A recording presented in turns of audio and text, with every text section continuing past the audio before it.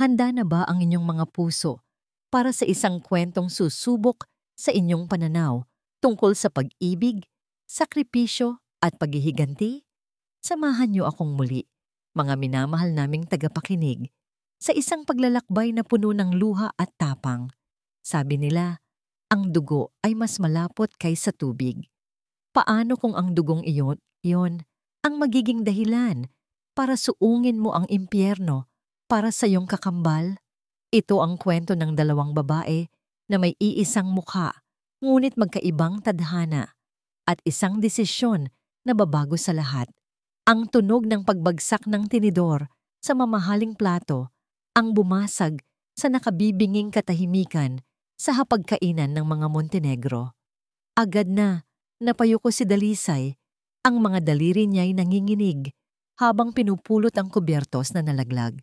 Hindi niya kailangang itaas ang kanyang tingin para malaman na ang lahat ng mata, malamig, mapanghusga, ay nakatuon sa kanya. Pasensya na po, halos pabulong niyang sabi, walang kwenta. Ang boses ni Doña Consolacion, ang kanyang biyenan, ay kasing talim ng yelo. Kahit ang paghawak ng tinidor, hindi mo magawa ng maayos. Ano pa ang aasahan namin sa iyo, Dalisay, kundi ang magdala ng kahihiyan sa pamilyang ito? Naramdaman ni Dalisay ang pag-init ng kanyang mga pisngi. Sa tabi niya, narinig niya ang mahinang paghagik-gik ni Beatrice. Ang hipag niyang walang ibang ginawa, kundi gawing miserable ang buhay niya. Ang asawa niyang si Rocco ay hindi man lang kumibo. Patuloy lang sa pagkain na para bang wala siyang narinig. Ang katahimikan nito, para kay Dalisay, ay mas masakit pa sa anumang salita. Pinilit niyang isubo ang pagkain sa kanyang plato, ngunit ang lasa nito'y abo sa kanyang bibig. Bawat gabi, ganito ang eksena. Isang korte kung saan siya ang laging nasasakdal at ang kanyang kasalanan ay ang pagiging siya, ang pagiging mahirap, ang pagiging hindi karapat-dapat para sa pangalang Montenegro. Nang matapos ang hapunan, tumayo si Rocco. Isang tingin lang ang ipinukol niya kay Dalisay. Isang tingin na nagsasabing, "Sumunod ka." Nanginginig ang mga tuhod na sumunod si Dalisay, papasok sa kanilang silid. Isinara ni Rocco ang pinto, at ang tunog ng paglock nito ay parang pagpihit ng susi sa kanyang selda. "Ano na namang eksena ang ginawa mo kanina?" Mahinang tanong ni Rocco, ngunit puno ng bagsik. "Nalaglag lang naman ang tinidor, Rocco. Hindi ko sinasadya." "Hindi mo sinasadya?" Lumapit ito sa kanya. Ang anino nito'y tila isang halimaw na handang lamunin siya. "Lahat na lang palpak sa'yo. Pinapahiya mo ako sa harap ng pamilya ko. Alam mo ba kung gaano kahirap itago ang katotohanan na ang asawa ko ay isang walang silbing babae?" Hinawakan nito nang mahigpit ang kanyang braso. Napadaing siya sa sakit. Nakita niya ang galit sa mga mata nito. Ang parehong galit na nakita niya kagabi at noong isang gabi at sa hindi na niya mabilang na mga gabi. "Rocco, nasasaktan ako. Dapat lang na masaktan ka." Binitiwan siya nito ng marahas, dahilan para matumba siya sa sahig. Tumama ang kanyang balakang sa paanan ng kama. "Para matuto ka. Tandaan mo, Dalisay, dito sa pamamahay na to, pag-aari kita. At gagawin ko ang lahat para lang ipasok yan sa makitid mong utak." Iniwan siya ni Rocco na nakahandusay sa sahig. Hindi na umiyak si Dalisay. Naubos na ang kanyang mga luha. Ang tanging nararamdaman niya ay ang manhid na sakit sa kanyang katawan at ang walang katapusang bigat sa kanyang dibdib. Dito, sa Hacienda del Fuego, sa impyernong ito, ang tanging hiling niya ay ang mamatay na lang. Nakatulugan niya ang sakit at pagod sa malamig na sahig. Ngunit sa kalaliman ng gabi, isang mahinang kaluskos mula sa bintana ang gumising sa kanya. Napabalikwas siya ng bangon. Ang puso niya'y kumakabog sa takot. Akala niya'y si Rocco. Bumalik para ituloy ang parusa. Ngunit ang aninong lumitaw mula sa bintana ay mas maliit, mas mabilis. Isang figura na pamilyar sa kanya. Sa liwanag ng buwan na tumatagos sa salamin, nakita niya ang isang mukha na replika ng sa kanya. Ngunit may apoy sa mga mata na matagal nang nawala sa sarili niya. Sinag! Bulong ni Dalisay, hindi makapaniwala. Ako nga, ate. Sagot ng kakambal niya, ang boses ay mahina, ngunit matatag. Mabilis itong lumapit at niyakap siya. Diyos ko, Dalay! Anong ginawa nila sa'yo? Sa yakap ng kanyang kapatid, doon lang muling bumuhos ang mga luha ni Dalisay. Humagulgol siya ng walang tunog. Ang katawan niya'y nanginginig sa pinaghalong sakit at ginhawa. Si Sinag, ang matapang, ang palaban niyang kapatid, ay narito. Dinala siya ni Sinag paupo sa kama. Hinawin nito ang buhok na tumatakip sa kanyang mukha at nakita ang mga pasa sa kanyang braso at ang namumulang marka sa kanyang pisngi. Isang malamig na galit ang gumuhit sa mukha ni Sinag. Tumakas ako, paliwanag ni Sinag. Hindi ko na kaya, Dalay. Hindi ako mabubulok sa bahay Pag-asa habang alam kong nagdurusa ka rito. Nakita ko ang mga sulat mo. Paano ka nakarating dito? Hindi na mahalaga yon. Putol ni Sinag. Ang mga mata nito ay nag-aapoy. Hinawakan nito ang kanyang mga kamay. Ate, pakinggan mo ako. May naisip akong paraan para matapos na to. Para sa'yo. Para kay Hiraya. Sa pagbanggit ng pangalan ng kanyang anak na natutulog sa kabilang kwarto, isang bagong kirot ang naramdaman ni Dalisay. Wala nang paraan, Sinag. Isa itong kulungan. Meron, giit ni Sinag. Tinitigan siya nito ng diretso sa mata. Ang intensidad sa tingin nito ay halos nakakatakot. Magpapalit tayo. Natigilan si Dalisay. Ano? Magpapalit tayo ng lugar, ate. Ako ang mananatili dito. Ako ang magiging si Dalisay Montenegro. At ikaw, kasama si Hiraya ay aalis. Magtatago ka sa lugar ko pansamantala sa tulong ng isang kakilala ko sa loob. Ang ideya ay napakabaliw, napakadelikado, ngunit sa kaibuturan ng kanyang pagkatao, isang maliit na mitya ng pag-asa ang nagsimulang umilaw. Ang makatakas, ang mailayo si Hiraya sa impyernong ito. Hindi ko kaya, Sinag. Papatayin ka nila. Isang mapait ng ngiti ang sumilay sa labi ni Sinag. Hayaan mo silang subukan. Hindi ako ikaw, ate. Hindi ako marunong yumuko. Hinaplos nito ang kanyang pisnging may pasa. Ilang taon ka nang nagtitiis. Oras na para ako naman. Oras na para maningil. Nakita ni Dalisay ang determinasyon sa mukha ng kanyang kapatid. Isang determinasyon na kayang magsunog ng buong mundo. Para sa kanya.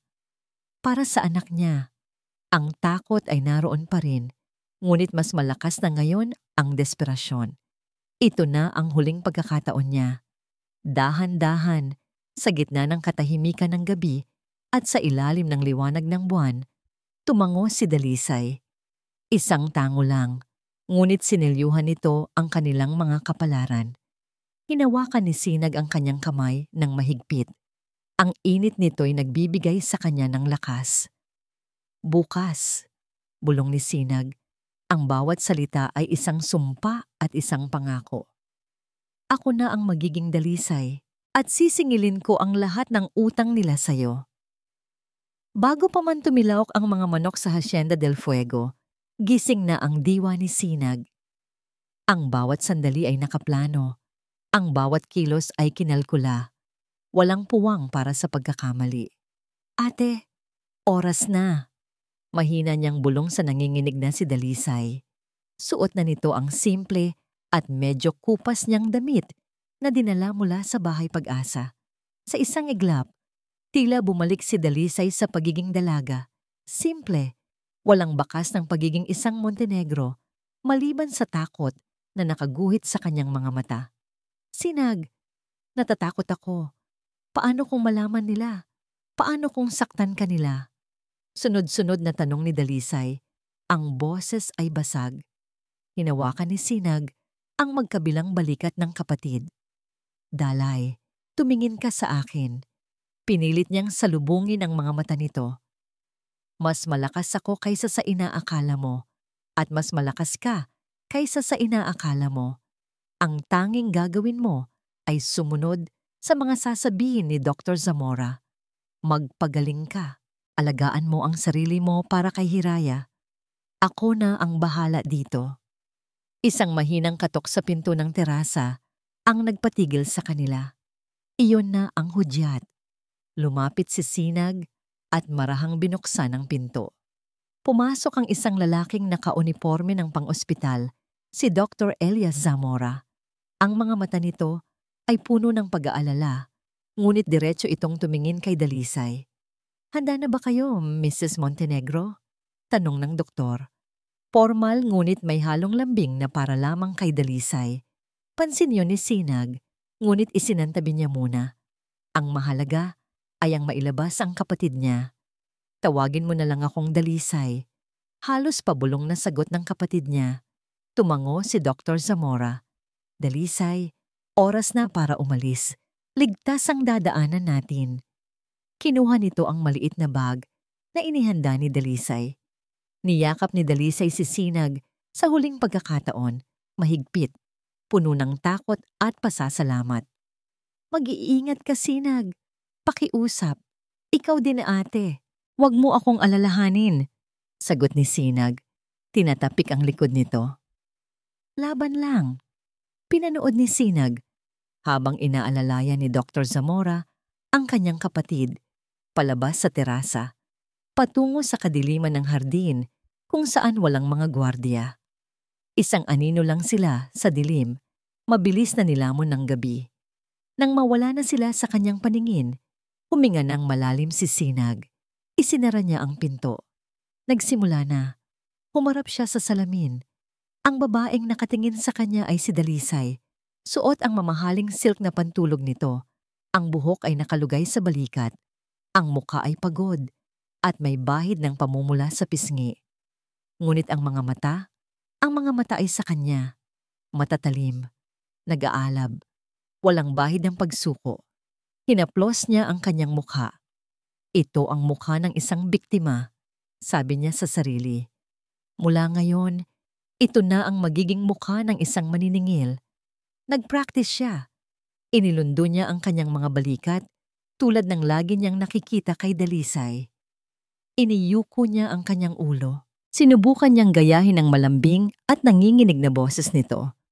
Opo, papasensya na po." Ngunit nang marinig niya ito, napangiwi siya sa galit. Hindi niya gagayahin ang kahinaan ng kapatid niya.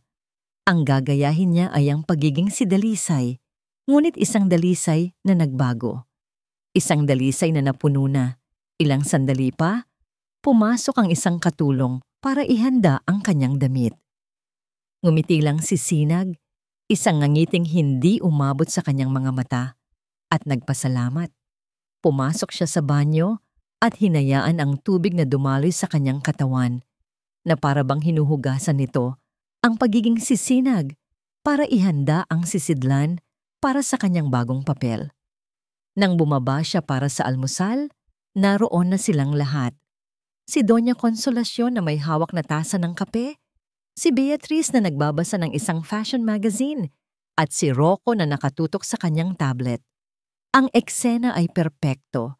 Isang larawan ng isang masayang pamilya, isang kasinungalingan. "Magandang umaga." Bati ni Sinag. Sinubukan niyang gawing mahina ang kanyang boses, ngunit may diin. Tumingin si Beatrice mula sa kanyang magazine, isang mapanuyang pamangiti sa kanyang mga labi. "Oh, tingnan mo nga naman. Ang ating Reyna ay nagising na. Akala ko ay magkukulong ka na naman sa kwarto buong araw sa sama ng loob." Hindi kumibo si Sinag. Umupo siya at nagsimulang maglagay ng pagkain sa kanyang plato. "Wala ka bang dila, Dalisay?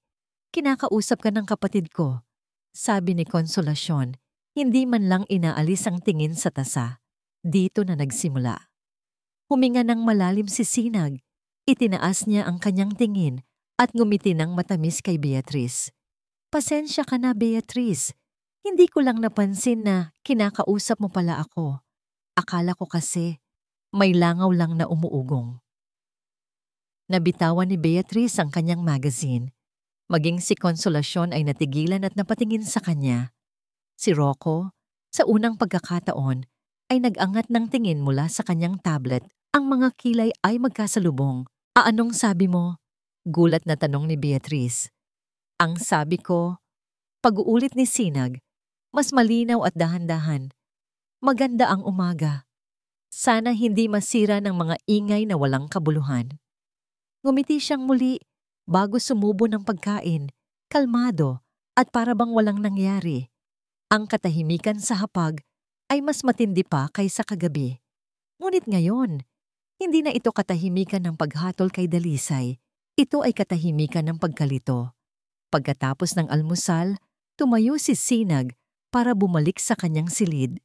Ngunit bago pa siya makalayo, isang malakas na kamay ang humablot sa kanyang braso. Si Rocco. Halika rito, utos nito, at hinila siya palayo sa paningin ni na Consolacion at Beatrice patungo sa isang pasilyo. Itinulak siya nito sa pader. Anong problema mo kanina? Sumasagot ka na. Ang pamilyar na takot na dapat ay naramdaman niya ay wala. Sa halip, ang naramdaman ni Sinag ay isang uri ng kagalakan. Ito na ang tunay na pagsubok. Tinitigan niya ang kamay ni Rocco na mahigpit na nakahawak sa kanyang braso. Pagkatapos ay dahan-dahan niyang itinaas ang kanyang tingin sa mga mata nito. Malamig, mapanganib. At sa isang kilos na hindi inaasahan ni Rocco, ginamit ni Sinag ang kanyang kabilang kamay para hawakan ng buong puwersa ang pulsuhan nito. Ang mga daliri niya, sanay sa bigat ng trabaho sa hardin ng Bahay Pag-asa, ay bumaon sa balat ni Rocco. Naramdaman niya ang pagkabigla ng lalaki sa lakas niya. Nanlaki ang mga mata ni Rocco. Sinubukan niyang bawiin ang kanyang kamay, ngunit hindi niya magawa. Bitawan mo ako, sabi ni Rocco. Ang boses ay nagtitimpi ng galit at pagtataka. Hindi siya binitiwan ni Sinag. Sa halip, mas hinigpitan pa niya ang hawak. Huwag mo na akong hahawakan ng ganito ulit, Rocco. Naintindihan mo? Ang boses niya ay hindi na mahina. Ito ay kalmado, ngunit may talim. Napatitig si Rocco sa kanya, seryosong naguguluhan sa nakikita. Ang babaeng nasa harap niya ay ang asawa niya. Ngunit ang mga mata nito ay iba. Ang tindig nito ay iba. Ang lakas nito, saan nanggaling ang lakas na ito? Sa wakas, binitiwan ni Sinag ang kanyang kamay. Inayos niya ang gusot sa manggas ng kanyang damit na tila nagpagpag lang ng alikabok. Tinalikuran niya si Rocco na naiwang nakatayo roon. Ang mga daliri ay nakakuyom. Ang mukha ay pinaghalong galit at pagkalito. Habang naglalakad si Sinag paakyat ng hagdan, narinig niya ang tanong ni Rocco mula sa likuran. Isang tanong na hindi sigurado kung para sa kanya o para sa sarili nito. Anong nangyari sa'yo? Huminto si Sinag sa pag-akyat. Hindi siya lumingon. Isang bahagyang niyang ngiti ang sumilay sa kanyang mga labi. Isang ngiting hindi nakita ni Rocco. Isang ngiting puno ng panganib at pangako. Nagising lang ako. At sa bawat hakbang niya paakyat, palayo kay Rocco, naramdaman ni Sinag ang bigat ng pangalang Dalisay na unti-unting gumaan sa kanyang mga balikat. Hindi na siya ang anino ng kanyang kapatid. Mula sa araw na ito, sa loob ng impyernong ito, siya ang apoy na tutupok sa lahat ng kasamaan nila. Lumipas ang ilang araw sa Hacienda del Fuego na may bigat at kakaibang tensyon. Ang dating ingay ng panlalait at pagmamaliit ay napalitan ng isang maingat na katahimikan. Si Beatrice ay umiiwas. Si Rocco ay nagmamasid mula sa malayo na may halong pagtataka at hinala. At si Doña Consolacion. Si Doña Consolacion ay naghihintay. Alam ni Sinag na ang matandang Montenegro ay parang isang ahas na nag-aabang ng tamang pagkakataon para tumuklaw. At ang pagkakataon ay dumating sa anyo ng isang marangyang garden party. Ito ay isang taunang pagtitipon na inorganisa ni Consolacion para sa mga elitistang kaibigan nito. Isang gabi ng mga pekeng ngiti, mamahaling pabango, at mga chismis na kasing talim ng patalim. Ito ang perpektong entablado para kay Konsolasyon na ipamukha ang kapangyarihan ng kanilang pamilya. At para kay Sinag, ito ang perpektong entablado para simulan ang unang pagyanig. Dalisay, umayos ka, mariing bilin ni Konsolasyon habang inaayusan siya ng katulong. Ang mga bisita natin ngayong gabi ay importanteng lahat. Ayoko ng kahit anong eksena. Ngumiti ka, makipag-usap ka, at higit sa lahat, huwag mo akong ipapahiya. Ngumiti lang si Sinag sa salamin. Opo, Mama. Isang sagot na dati magmumukhang masunurin, ngunit ngayon ay may bahid ng panguuyam na tanging siya lang ang nakakaalam. Nagsimula ang party. Ang hardin ay napuno ng mga taong nakabihis ng magara. Nagkalat ang mga waiter na may dalang mga tray ng champagne at mamahaling pagkain. Sa gitna ng lahat, si Doña Konsolasyon ay parang isang reyna. Lumilipat mula sa isang grupo patungo sa isa pa. Tumatawa at nakikipagkamay. Pinilit niyang isama si Sinag, ipinapakilala bilang kanyang mahal na manugang. At si Sinag ay gumanap ng perpekto. Ngumiti siya, tumango, at nagpakita ng tamang-tamang kababaang loob. Ngunit habang lumalalim ang gabi, hinintay niya ang kanyang sandali. Nakita niya ang isang grupo ng mga matatalik na amiga ni Konsolasyon, mga kapwa niya mayayamang ginang na halatang nasisiyahan sa pagiging sentro ng atensyon. Lumapit si Sinag, may dalang kopita ng champagne. Tita, mukhang masayang-masaya po kayo. Bati niya sa isa sa mga ginang. Of course, Hija. Your mother-in-law throws the best parties, sagot ng babae. You are so lucky to be part of this family, Dalisay. They are practically royalty. Isang malungkot na ngiti ang isinukli ni Sinag. Huminga siya ng malalim, sapat lang para makuha ang atensyon ng buong grupo. Opo, tita. Napakaswerte ko po. Minsan nga po naiisip ko ang buhay ko ay parang isang kwentong bayan. Talaga? Anong kwento naman yan? Tanong ng isa pa, na-intriga. Ang kwento po ng isang pamilyang maharlika na nakatira sa isang ginintuang palasyo. Simula ni Sinag, ang boses niya ay malambing ngunit may bigat. Sa labas, ang palasyo ay perpekto. Kumikinang, kahanga-hanga. Ang lahat ay gustong maging bahagi nito. Natahimik ang grupo, nakikinig. Maging si Konsolasyon na nasa malapit ay natigilan at napalingon sa kanila. Ngunit sa loob po ng palasyo, pagpapatuloy ni Sinag, isang butil ng luha ang unti-unting namuo sa kanyang mata. Ang mga pader ay nababalot ng kalungkutan. Ang mga haligi ay nabubulok mula sa loob dahil sa mga lihim at kasinungalingan. At ang prinsesang dinala nila roon para maging bahagi ng pamilya ay unti-unting namamatay. Nakakulong sa sarili niyang ginintuang hawla. Isang nakabibinging katahimikan ang bumalot sa grupo.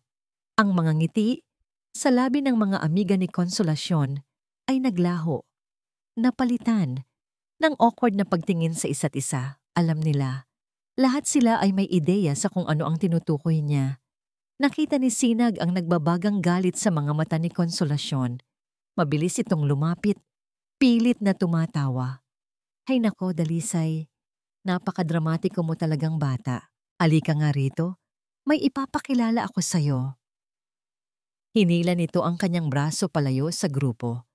Nang makalayo sila sa pandinig ng mga bisita, bumulong si Konsolasyon ng may panggigigil. Anong kalokohan yun? Sinisira mo ang party ko. Tumingin si Sinag sa kanyang biyenan. Ang mga mata ay puno ng inosenteng kalungkutan. Bakit po, Mama? Nagkukwento lang naman po ako. Masama po ba yon? Huwag mo akong daanin sa painosente mo. Hindi po ako nagpapanggap, sagot ni Sinag. Ang boses ay seryoso na. Iyon po ang nararamdaman ko. Hindi po ba't kayo ang laging nagsasabi na dapat akong maging tapat? Walang maisagot si Konsolasyon. Ang sarili nitong mga salita ay ginamit laban sa kanya. Naiwan itong namumula sa galit. habang naglakad palayo si Sinag. Ngunit ang gabi ay hindi pa tapos. Nakita ni Sinag si Beatrice na nakikipagtawanan sa mga kaibigan nito, habang panakanakang sumusulyap sa kanya ng may pang-aasar. Dumaan si Sinag malapit sa grupo nila. At gaya ng inaasahan niya, aksidenteng natabig ni Beatrice ang siko ng isang waiter na may dalang tray ng dessert. Ang chocolate mousse ay tumalsik direkta sa puting bestida ni Sinag. "Oops, sorry," sabi ni Beatrice. Ang tawa ay hindi maitago sa kanyang boses. "Ang clumsy mo naman, Dalisay. You should watch where you're going." Lahat ng mata ay napunta sa kanila. Tiningnan ni Sinag ang malaking mantsa sa kanyang damit. Pagkatapos, tumingin siya kay Beatrice. Ngumiti siya. "Ayos lang, Beatrice. Aksidente lang naman." Kumuha siya ng isang baso ng red wine mula sa tray ng isa pang waiter. "Lilinisin ko na lang to." At habang naglalakad siya, palapit kay Beatrice, nadulas si Sinag. Ang laman ng kanyang baso, ang matingkad na pulang alak, ay lumipad sa ere at eksaktong tumama sa pinakaiingatang Hermes bag ni Beatrice na nakapatong sa isang upuan. Napasigaw si Beatrice, "Ang bag ko!" "Naku, Beatrice, pasensya ka na," sabi ni Sinag. Ang muka ay puno ng pagkukunwaring pag-aalala. "Nadulas ako. Pareho na tayong clumsy ngayon." Habang abala si Beatrice sa pagpunas sa kanyang nabasang bag, lumapit si Sinag. Sa gitna ng komosyon, bumulong siya sa taingan ng hipag, sapat lang para ito ang makarinig. Ang boses niya ay malamig at walang emosyon. "Subukan mo ulit at baka leeg mo naman ang mabalian ko." Nanigas si Beatrice. Ang kulay sa kanyang muka ay biglang nawala. Napatingin siya kay Sinag, sa Dalisay, at ang nakita niya sa mga mata nito ay hindi kalungkutan o kahinaan, kundi isang purong banta. Isang pangako. Ang party ay natapos ng maaga. Ang mga bisita ay umuwing may dalang bagong tsismis. Ang gabi na dapat sana'y tagumpay para kay Konsolasyon ay naging isang malaking kahihiyan. Nang gabing iyon, sa loob ng kanyang opisina, hindi mapakali si Konsolasyon. Paulit-ulit na naglalaro. Sa isip niya ang mga nangyari. Ang Dalisay na nakita niya kanina ay hindi ang Dalisay na kilala niya. Ang pag-iyak na may kalkulasyon, ang mga salitang may dobleng kahulugan, ang paghihiganting nakatago sa isang aksidente. Ito ay laro ng isang taong matalino at mapanganib. Ang takot ay nagsimulang gumapang sa kanyang puso na napalitan ng isang malamig na hinala. May mali. May isang bagay na hindi tama. Dinampot niya ang kanyang telepono at nag-dial ng isang numero. Nang may sumagot sa kabilang linya, ang kanyang boses ay naging bakal. "May ipapagawa ako sa iyo. Imbestigahan ninyo ang lahat ng kilos ni Dalisay. Bawat tawag, bawat kausap, lahat.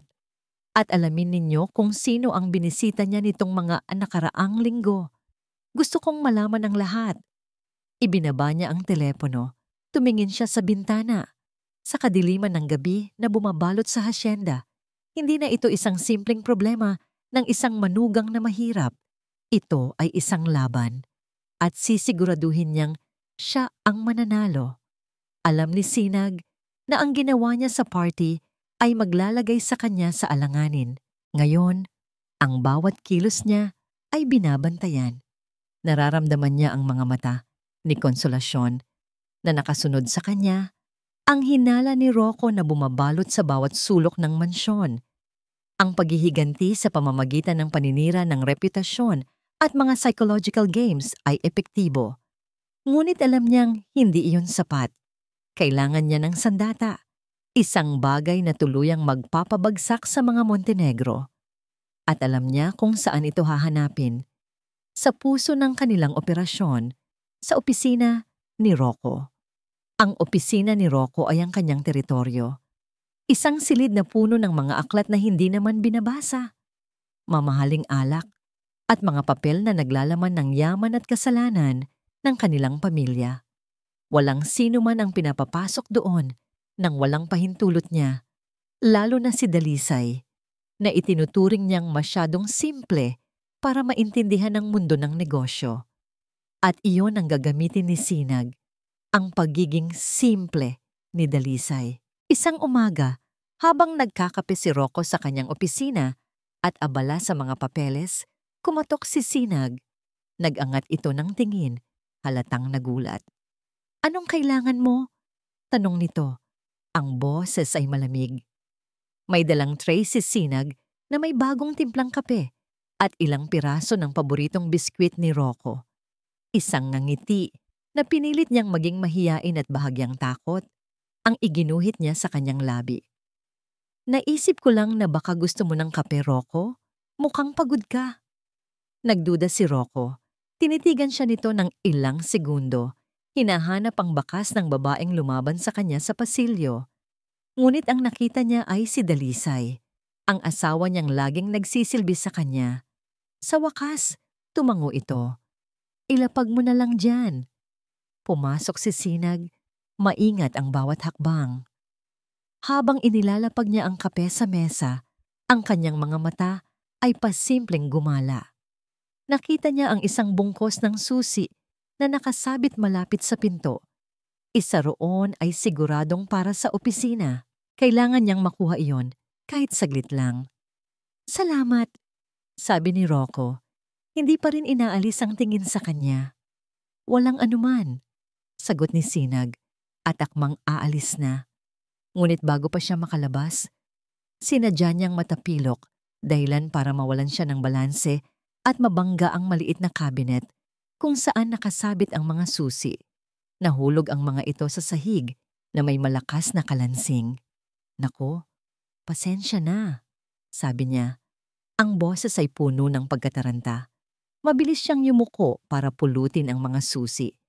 Habang nasa sahig at nakatalikod kay Rocco, mabilis niyang idiniin ang susi ng opisina sa isang maliit na piraso ng clay na itinago niya sa kanyang bulsa. Isang perpektong molde. "Ano ba yan, Dalisay? Ang lampa mo talaga," sigaw ni Rocco. "Papasensya na talaga," sabi ni Sinag. Tumatayo at nanginginig na isinabit pabalik ang mga susi. Mabilis siyang lumabas ng silid, iniwan si Rocco na napapailing na lang sa inis. Nang gabing iyon, hinintay ni Sinag na ang lahat ay mahimbing na sa pagkakatulog. Gamit ang isang pekeng susi na ginawa niya mula sa molde, maingat niyang binuksan ang pinto ng opisina ni Rocco. Ang tunog ng pag-click ng seradura ay parang isang putok ng baril sa katahimikan. Pumasok siya at isinara ang pinto nang walang ingay. Ang tanging liwanag niya ay ang manipis na sinag ng buwan mula sa bintana. Ang amoy ng katad at lumang papel ay sumalubong sa kanya. Nagsimula siyang maghalughog. Binuksan niya ang mga drawer, tiningnan ang mga folder, puro mga legal na kontrata at financial statements. Walang kahina-hinala. Alam niyang hindi ganoon kadaling itatago ni Rocco ang mga sikreto nito. Tiningnan niya ang isang malaking estante ng mga aklat. Isa-isang hinila, kinapa ang likuran. Wala. Tiningnan niya ang ilalim ng mesa. Wala rin. Pagod na umupo siya sa silya ni Rocco. Saan? Saan niya itinago? Tumingin siya sa paligid. Ang kanyang mga mata ay napadako sa isang painting sa pader. Isang madilim at malungkot na larawan ng isang barko sa gitna ng bagyo. Hindi ito bagay sa karangyaan ng silid. Masyadong personal. Tumayo siya at lumapit dito. Kinapa niya ang gilid ng frame. Doon, sa ilalim, naramdaman niya ang isang maliit na switch. Pinindot niya ito. Isang mahinang tunog ng makina ang kanyang narinig. At ang isang bahagi ng pader sa likod ng painting ay dahan-dahang umusog. Inilalantad ang isang itim na bakal na safe. Ngunit may isa pang problema. Nakalock ito gamit ang isang combination code. Sinubukan niya ang birthday ni Rocco. Mali. Ang birthday ni Consolacion. Mali. Ang anibersaryo nila. Mali pa rin. Nang bigla, narinig niya ang mga yabag sa pasilyo. Papalapit. Nanlaki ang kanyang mga mata sa takot. Si Rocco. Mabilis niyang isinara ang secret panel, ibinalik ang painting at naghahanap ng mapagtataguan. Walang oras. Ang tanging lugar ay ang ilalim ng malaking mesa ni Rocco. Sumiksik siya roon, sa likod ng dilim. Pinipigilan ng kanyang paghinga. Bumukas ang pinto. Pumasok si Rocco.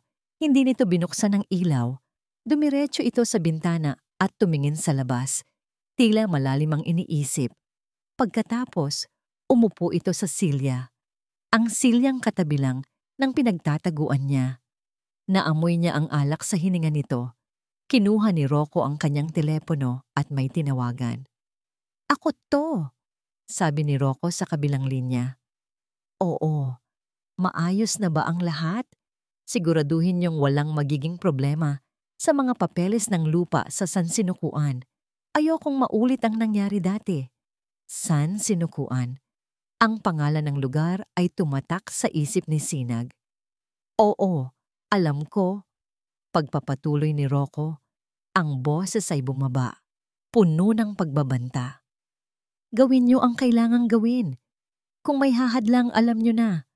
Dalian niyo. Kailangan nating linisin ang lahat ng kalat bago pa may ibang makaalam." Ibinaba ni Rocco ang telepono. Nanatili itong nakaupo ng ilang minuto.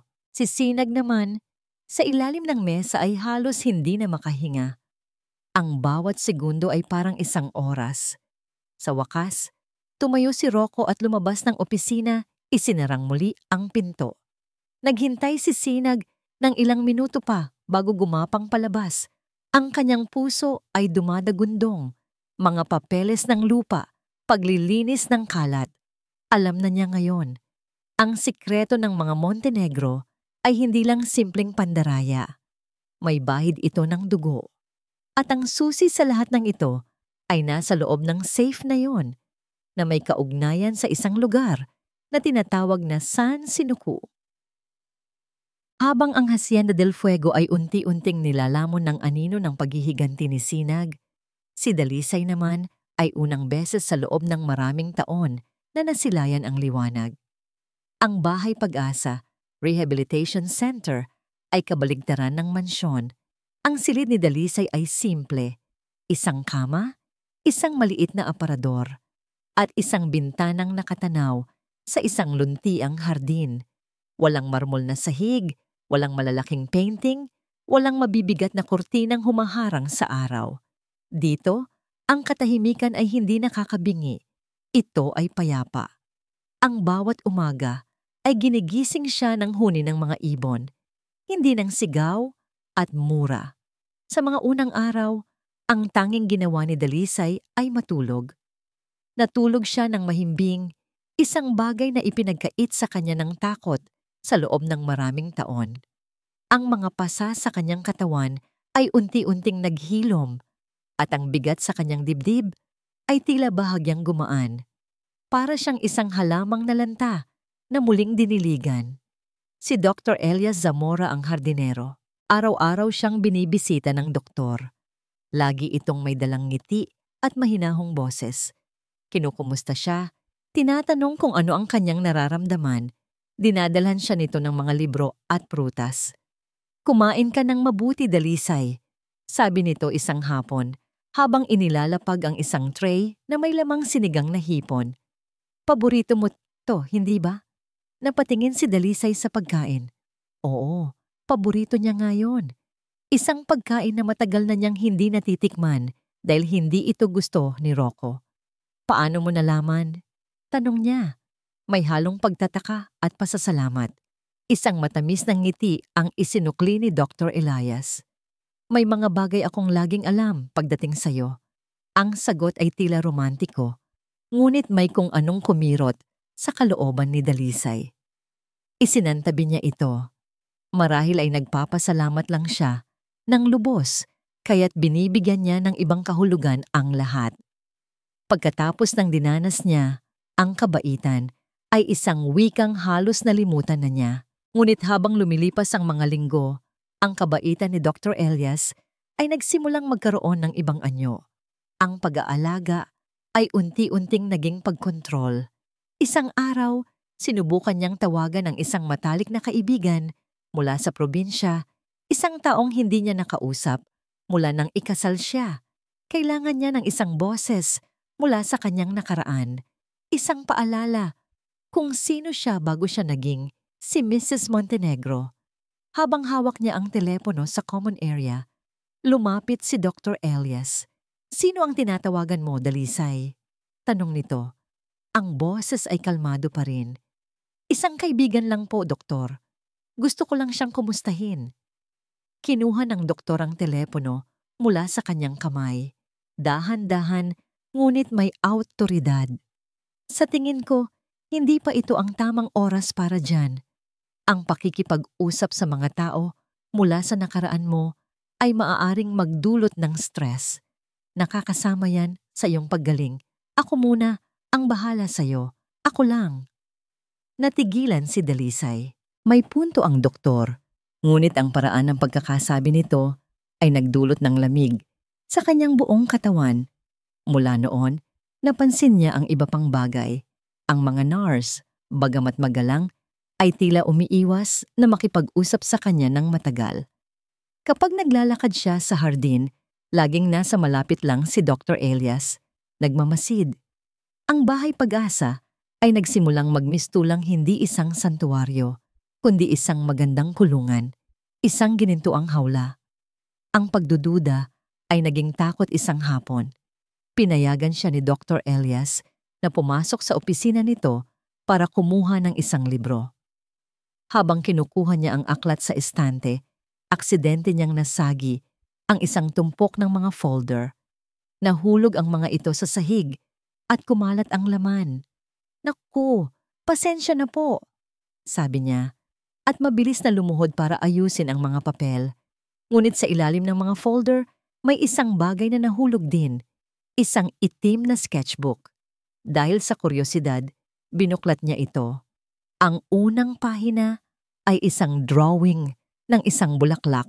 Ang sumunod ay isang tanawin. Ngunit sa ikatlong pahina, nanigas siya. Isang drawing ng kanyang mukha. Perpekto ang pagkaguhit. Bawat detalye, ang hugis ng kanyang mga mata, ang maliit na nunal sa gilid ng kanyang labi ay naroon. Binaligtad niya ang pahina. Isa na namang drawing niya, natutulog. Sa susunod na pahina, umiiyak.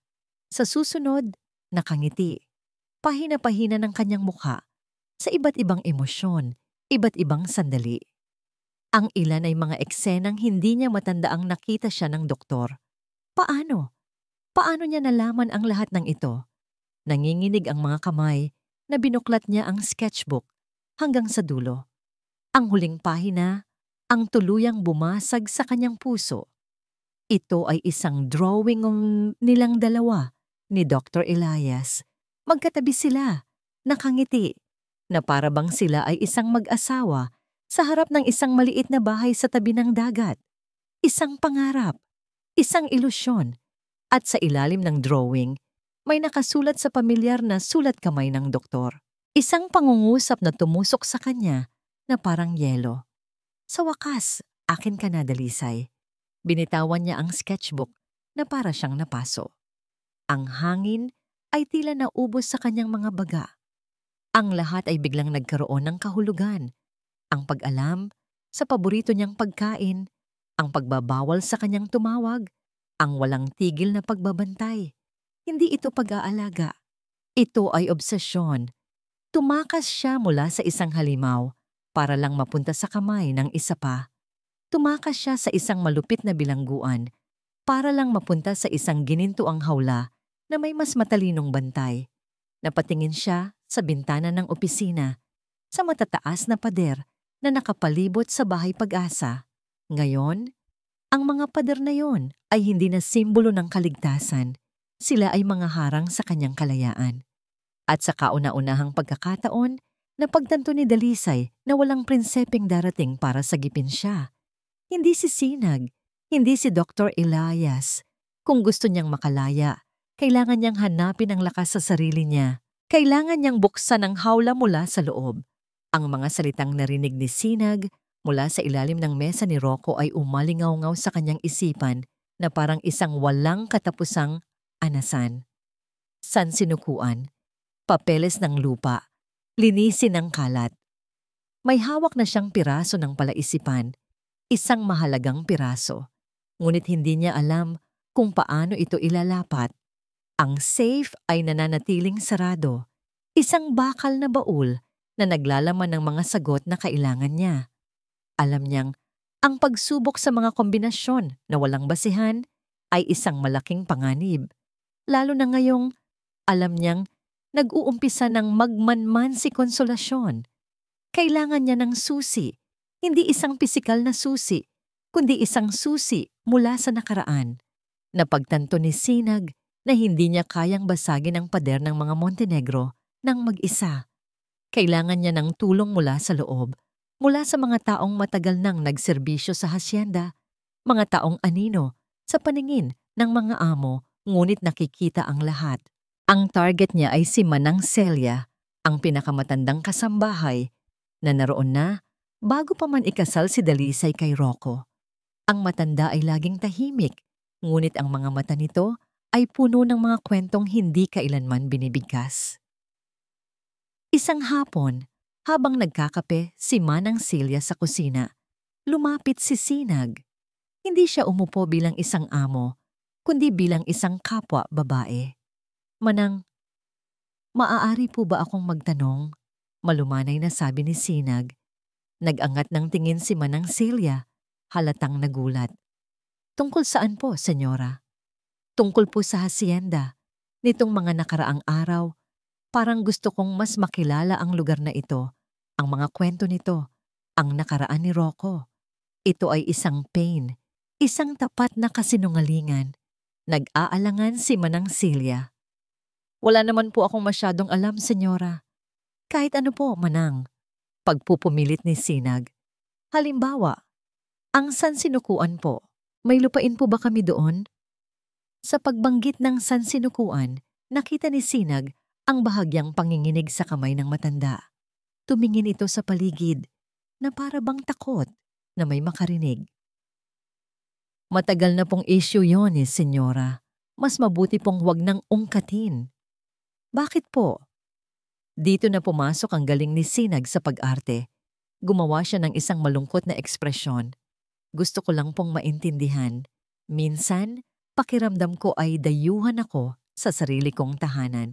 Baka kung maiintindihan ko ang pinagmula ng lahat, mas maintindihan ko rin si Rocco. Ang pagbanggit sa posibilidad na maintindihan si Rocco, ang tila nagpalambot sa puso ni Manang Celia, huminga ito ng malalim. Ang mga lupaing iyon, dati po ay pag-aari ng maraming maliliit na magsasaka, ngunit napunta sa mga Montenegro, maraming nagalit, maraming lumaban. May nasaktan po ba? Tumango ang matanda, ang mga mata ay lumayo. Marami. Ang pinakamalala ay ang nangyari kay Mang Lando, ang dating katiwala ng hasyenda. Isa siyang mabuting tao. Siya ang tumutol sa paraan ng pagkuha sa mga lupa. Isang gabi, natagpuan na lang siyang patay. Ang sabi, aksidente raw, nahulog sa bangin. Pero alam naming lahat, hindi yun totoo. Isang malamig na kuryente ang gumapang sa likod ni Sinag. Kailan po ito nangyari? Matagal na po. Mga 15 taon na ang nakalipas. Sayang nga po, napakabait pa naman ni Mang Lando. Naaalala ko pa ang huling kaarawan niya, 1 linggo bago siya namatay. Ipinagdiwang namin dito sa kusina. September 15. Iyon na. Iyon ang salitang hinihintay niya. September 15, 09:15. Nang gabing iyon, muling pumasok si Sinag sa madilim na opisina. Ang puso niya ay kumakabog ng mas malakas kaysa dati. Ito na ang gabi ng katotohanan. Binuksan niya ang secret panel. Humarap siya sa safe. Ang kanyang mga daliri ay nanginginig habang pinipihit ang dial 0-915. Pagkatapos ay sinubukan niya ang taon ng pagkamatay ni Mang Lando na tinantiya niya 0915 at ang taon, isang maraahang click. Napahinto sa paghinga si Sinag.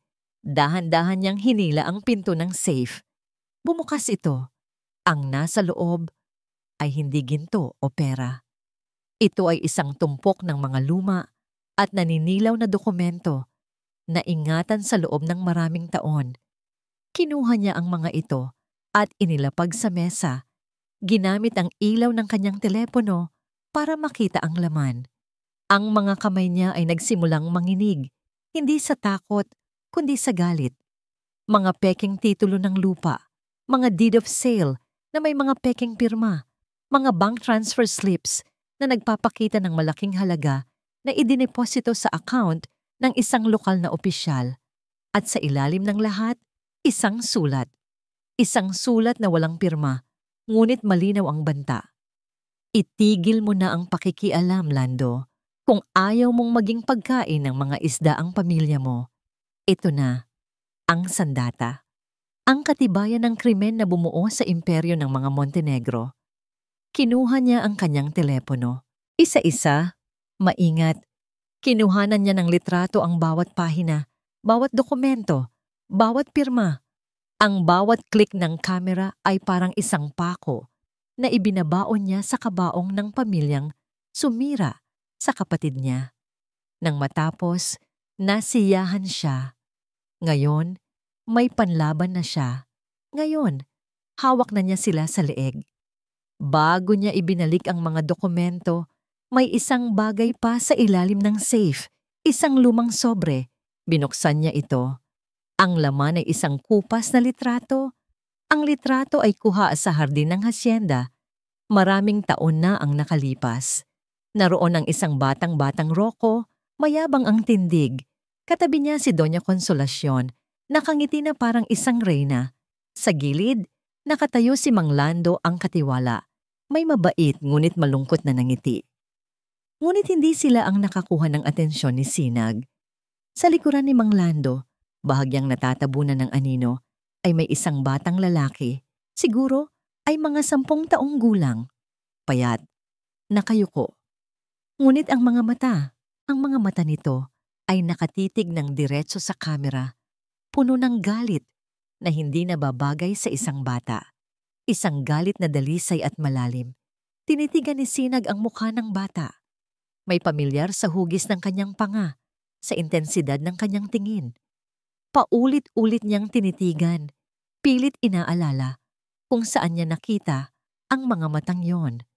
At bigla, na para siyang sinampal ng katotohanan, bumulong siya sa hangin.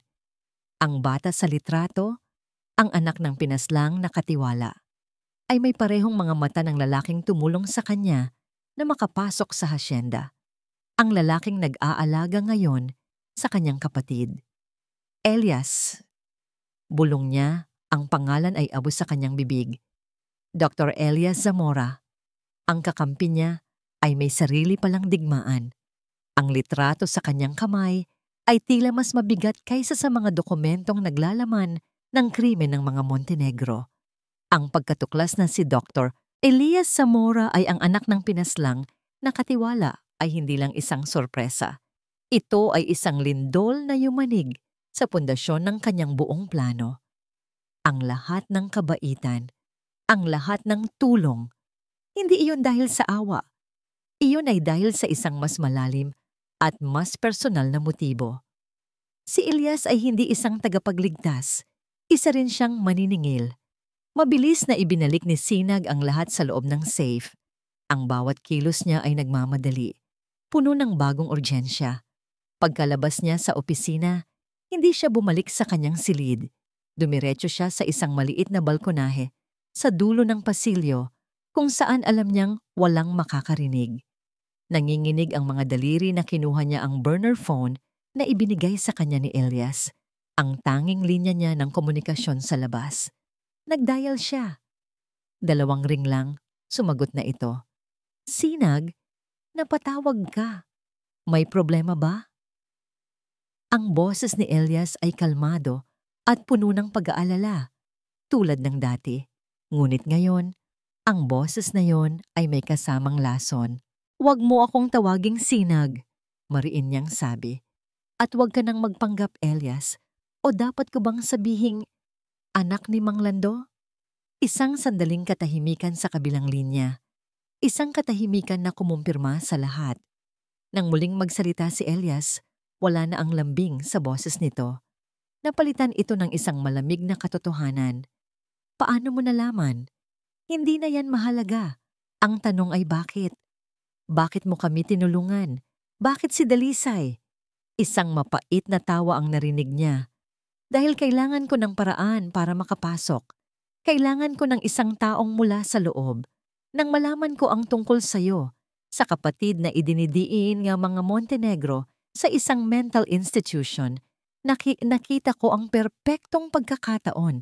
At si Dalisay, inosente siya, isang biktima, tulad ng pamilya ko.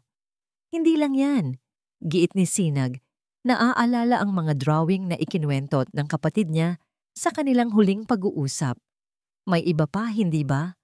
May obsession ka sa kapatid ko. Mahal ko siya, mabilis na sagot ni Elias. Minahal ko na siya bago pa man siya makuha ng demonyong si Rocco.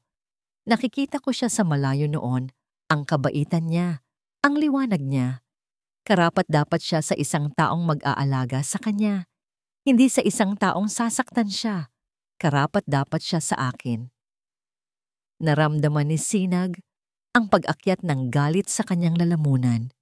Hindi pagmamahal yan. Pag-aari ang gusto mo. Ikinulong mo siya dyan. Ikinulong? Sinasabi mo ba na mas mabuti pa siyang manatili sa impyernong yan? Dito, ligtas siya. Dito, aalagaan ko siya. Kaya ginamit mo kami para sa sarili mong paghihiganti. Sigaw ni Sinag, hindi na napigilan ng emosyon. Ginamit? Hindi ba't ginagamit mo rin ang sitwasyon para sa sarili mong paghihiganti? Ganti ni Elias. Pareho lang tayo, Sinag. Pareho tayong gustong pabagsakin ang mga Montenegro. Ang pagkakaiba lang, ako, may plano akong alagaan ang kapatid mo pagkatapos ng lahat ng ito. Ikaw, ano ang plano mo? Isang buhay ng pagtatago. At doon, binitiwan ni Elias ang kanyang pinakamabigat na banta. Kaya makinig ka. Huwag kang gagawa ng kahit anong bagay na ikapapahamak ni Dalisay o ng plano ko. Dahil sa isang salita ko lang sa mga Montenegro, malalaman nila ang tungkol sa pagpapalit ninyo. At sa tingin mo, ano ang gagawin nila sa isang impostor na nasa loob ng pamamahay nila? Naramdaman ni Sinag ang paglamig ng kanyang buong katawan. Tama si Elias. Hawak siya nito sa leeg. Ang kanyang kakampi ay naging isa na nga ngayong kalaban. Mas delikado dahil alam nito ang kanyang pinakamalaking kahinaan, ang kaligtasan ni Dalisay. Ang pagkatuklas sa sketchbook ni Elias ay isang malamig na tubig na gumising sa natutulog na diwa ni Dalisay. Ang takot na naramdaman niya noong una ay unti-unting napalitan ng isang emosyong matagal na niyang hindi naramdaman. Galit. Galit hindi lang kay Elias, kundi sa sarili niya. Bakit niya hinayaang maging ganito siya? Isang babaeng palipat-lipat lang mula sa isang kulungan patungo sa isa pa? Isang manikang pinagpapasapasahan ng mga lalaking gustong kumontrol sa kanya? Hindi na. Tapos na. Sinimulan niyang magplano. Alam niyang hindi siya makakatakas sa pamamagitan ng puwersa. Matalino si Elias. Bawat sulok ng lugar ay bantay sarado. Kaya kailangan niyang gamitin ang tanging sandata na mayroon siya, ang kahinaang ipinapakita niya. Nagpanggap siyang walang alam. Ngumiti siya kay Dr. Elias. Nagpasalamat siya sa pag-aalaga nito. Naging masunurin siya, ang perpektong pasyente. Hinayaan niyang isipin ni Elias na epektibo ang ginagawa nito, na unti-unti siyang napapasailalim sa kapangyarihan nito. Ngunit habang nagpapanggap, nagmamasid siya. Kinakabisado niya ang schedule ng mga nurse. Pinapansin niya kung kailan dumadating ang delivery ng pagkain. At higit sa lahat, naghahanap siya ng kakampi. Nakita niya ito sa katauhan ni Nurse Joy, isang batang nurse na may mabait na mga mata. Napansin ni Dalisay na tila hindi ito komportable sa paraan ng pagtrato ni Dr. Elias sa kanya. Isang hapon, Habang tinutulungan siya ni Nurse Joy sa pag-inom ng gamot, sinubukan ni Dalisay. "Nurse Joy," bulong niya nang walang ibang tao sa paligid. "Maari po ba akong humingi ng pabor?" Nag-aalangang tumingin sa paligid ang nurse. "Ano na po yun, ma'am?" "Kailangan kong makalabas dito." Nanlaki ang mga mata ni Nurse Joy. "Naku, ma'am, hindi po pwede yan. Mahigpit po ang utos ni Dr. Zamora." "Alam ko," sabi ni Dalisay, at sa unang pagkakataon, ipinakita niya ang desperasyon sa kanyang mga mata. Isang totoong desperasyon. "Pero hindi ako baliw. Ikinulong niya ako dito. Pakiusap, may anak akong kailangang balikan. Ang kapatid ko, nasa panganib." Nakita ni Dalisay ang pag-aalinlangan sa mukha ng nurse, ngunit nakita rin niya ang awa. Habang nag-iisip si Nurse Joy, ang mga mata ni Dalisay ay napadako sa kanyang sariling refleksyon sa salamin ng bintana. Ang babaeng nakatingin pabalik ay pagod at payat. Ngunit sa mga mata nito, may nakita siyang isang bagay na bago. Isang kislap, isang determinasyon. Sa ilalim ng kanyang unan, itinago niya ang isang bagay na nakuha niya mula sa hardin noong isang araw, isang maliit ngunit matulis na piraso ng kahoy. Hindi niya alam kung para saan, ngunit ang paghawak dito ay nagbibigay sa kanya ng pakiramdam ng kapangyarihan. Sa kabilang banda ng pader, sa Hacienda del Fuego, si Sinag ay nakakulong sa isang alyansang naging bitag. Sa Bahay Pag-asa, si Dalisay ay nagsisimula nang magpanday ng sarili niyang susi. Pareho silang nasa panganib, pareho silang nag-iisa, at pareho silang naghahanda para sa laban ng kanilang buhay. Ang banta ni Elias ay isang tanikalang gumapos sa mga kamay ni Sinag. Hindi na siya maaring kumilos ng basta-basta. Bawat galaw niya ay kailangang maging mas maingat, mas kalkulado. Ang oras ay tumatakbo laban sa kanya. Alam niyang anumang sandali ay maaaring may gawin si Elias kay Dalisay. O mas masahol pa, ibunyag ang kanilang sikreto sa mga Montenegro. Tapos na ang panahon ng unti-unting paninira. Tapos na ang mga patagong laro. Kailangan niyang tapusin ang laban. Ngayon na. Kinabukasan, ang almusal sa mansyon ay naging mas tahimik kaysa dati. Si Beatrice ay hindi nang asar. Si Consolacion ay nagmamasid lang. At si Rocco ay tila iniiwasan ang kanyang tingin.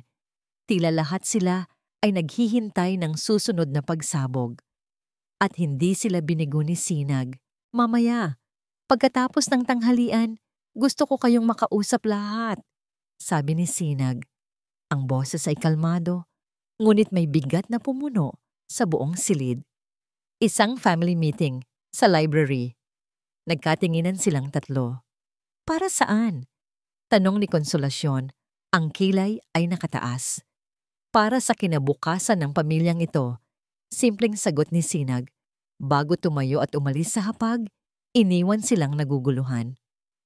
Nang hapong iyon, nagtipon sila sa library. Ang hangin ay mabigat sa tensyon. Si Rocco ay nakatayo sa tabi ng bintana. Si Beatrice ay nakaupo sa isang silya na parang naiinip. At si Consolacion ay nakaupo sa gitnang sofa. Ang postura ay parang isang reyna sa kanyang trono. Pumasok si Sinag. Wala siyang dalang kahit ano, maliban sa bigat ng katotohanan. "Ano to, Dalisay? Huwag mong sayangin ang oras namin," bungad ni Consolacion. Hindi sumagot si Sinag. Sa halip, lumapit siya sa isang coffee table at may inilapag mula sa kanyang bulsa. Isang USB flash drive. "Ano yan?" tanong ni Rocco. "Ang sandata ko," sabi ni Sinag. "At ang katapusan ninyo." Tumingin siya sa kanilang tatlo. "Alam ko na ang lahat. San sinukuan, ang pagnanakaw ninyo ng lupa, ang pagpatay kay Mang Lando." Ang kulay sa mukha ni Consolacion ay biglang nawala. Si Beatrice ay napanganga, ngunit si Rocco napalitan ng purong galit ang kanyang pagkalito. "Wala kang alam sa sinasabi mo." "Wala ba?" Ngumisi si Sinag, isang ngising walang bahid ng saya. Ang laman ng flash drive na yan ay kopya ng lahat ng dokumento mula sa safe mo, Rocco. Ang mga pekeng titulo, ang mga bank transfer, ang death threat, lahat ng kailangan para mabulok kayo sa kulungan habang buhay. Isang nakabibinging katahimikan. Sinungaling! Sigaw ni Konsolasyon, ngunit ang panginginig sa kanyang boses ay hindi maitago. Talaga ba? Hamon ni Sinag. Gusto ninyong subukan? Isang tawag ko lang sa media at sa mga abogadong naghihintay, tapos ang laro. Ang pangalang Montenegro na pinakaiingatan ninyo ay magiging putik. Lumapit si Rocco sa kanya. Ang mga mata ay nag-aapoy.